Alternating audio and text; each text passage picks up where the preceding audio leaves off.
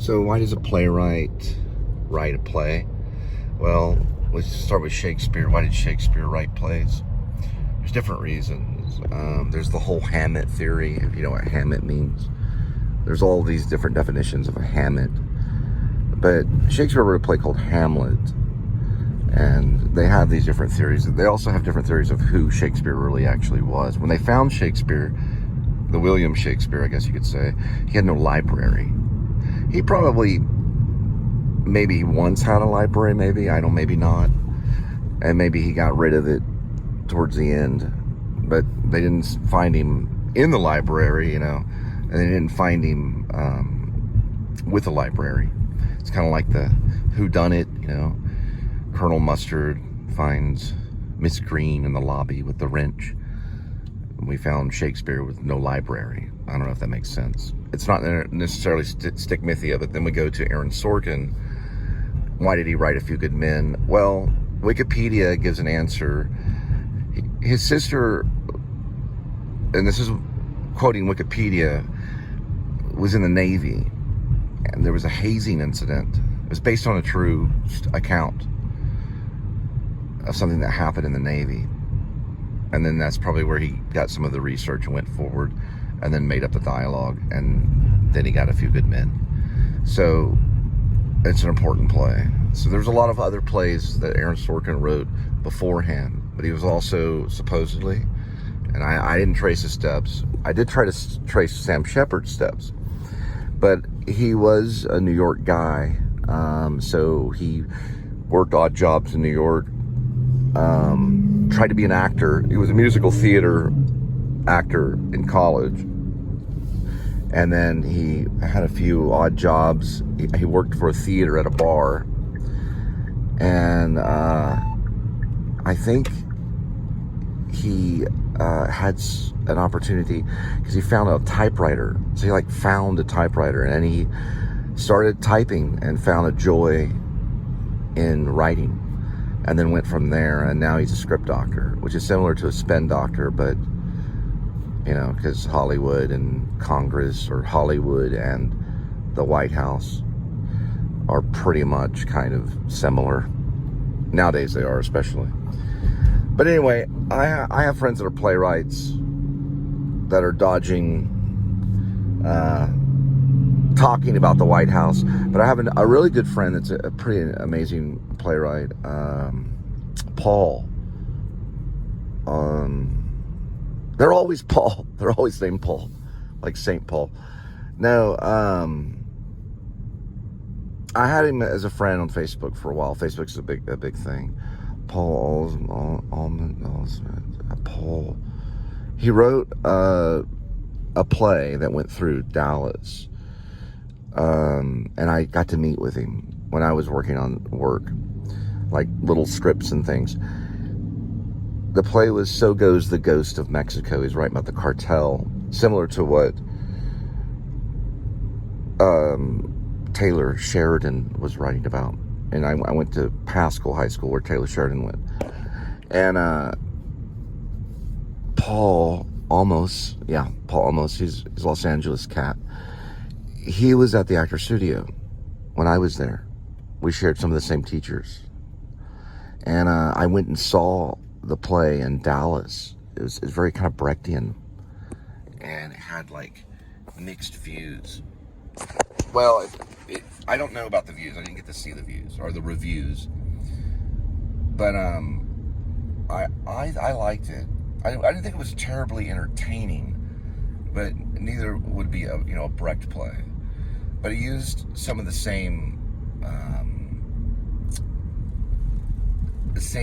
kind of thing that Brecht would use. Brecht had the house lights on. I don't think Paul did. He did it at the Undermain in Dallas, Texas. The Undermain Theater. I knew it was Paul because I saw it on YouTube. Where do we ever see anything but on YouTube? And then I guess maybe I might have saw something on Facebook. And then I went to the Undermain and I saw it. Paul was there. I think he might have directed it. Yeah, he was in the lobby. I walked up to Paul and I said, "Hey, Paul, it's me, Cole." He goes, "Hey, what's up?" We hung out in New York, We were the student of Bob Lavelle, who I think won a Tony for On Golden Pond. He was a method actor that worked at the Actor Studio and things like that. And he allowed me to see a Rebecca Gilman play called, a beautiful play called, and she's in Texas, The Glory of Living, an important play, guys. The Glory of Living. And Rebecca Gilman, who is one of our finest playwrights, is teaching at Texas Tech. I don't know why. I still want her autograph. That's one autograph I want to get. She worked with Anna Paquin. She worked with Jeffrey Donovan. She also worked with Philip Seymour Hoffman to get the play launched at the MCC, the Manhattan Class Company. Yeah, great little theater. I looked them up the other day online. They're still thriving as a theater in New York after all of this that's gone on. So anyway, Sorkin is always kind of hanging around somewhere. He's doing a lot of interviews. He's done tons of stuff on YouTube, like information stuff about playwriting and master classes and things like that. But Paul is very gifted. Let me tell you something about Paul that people don't really know. I'm not bad with names like on accident. You know what I mean? What Einstein says, God doesn't play dice. Paul was writing about the White House, and I don't know if the play was released or not. I kept up with him a little bit on Facebook. I know he was in Los Angeles, but I think we remember things for certain reasons, for like protection purposes and stuff. But he wrote this thing and had a kind of a cool title. He's also very interested in Dealey Plaza. So he's going to be a political playwright, I think. This guy, Paul. Olmos, I think is how you pronounce it. He has a 3-name thing, or he did for a while. But regardless, playwrights are like, they're all over the place. And when something becomes famous, it becomes famous for a reason, okay? A Few Good Men became famous for a reason.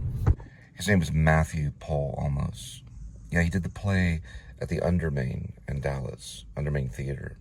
So Goes the Ghost of Mexico. Correction, So Go the Ghosts of Mexico. I changed it to So Goes the Ghost of Mexico, just to let you know. Okay, another thing about Matthew Paul Olmos. I think, if I'm not mistaken, he's in San Francisco, which I anticipated that, yeah. He's writing about the White House. He's also following the footsteps of Sam Shepard. Sam Shepard, okay, Matthew Paul Olmos. Sam Shepard gave him an award, and I went, what? And I was in Dallas when he was doing So Go the Ghost of Mexico. Sorry, I say so goes, but it's So Go the Ghost of Mexico, as in plural. I just like the title So Goes the Ghost of Mexico. I just like that because the ghost itself, of one entity. But anyway, regardless, it's just my own little thing.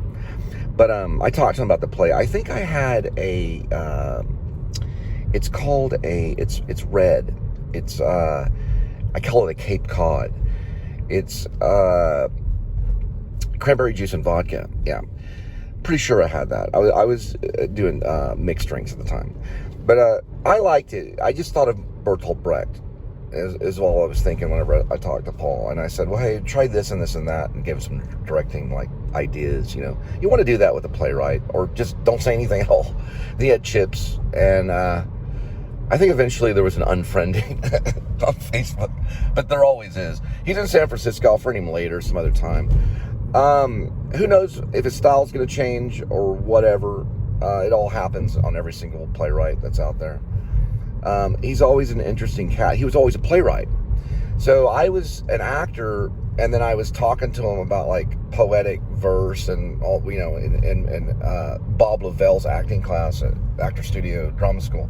The other acting teacher that Bradley Cooper did not have, which Bradley Cooper had Kemp. It's very funny.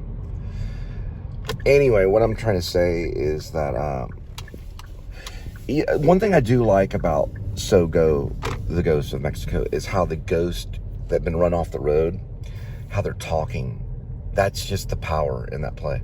I hope it's published. I hope I get to see it again sometime, or at least a digital copy of it, if you know what I mean.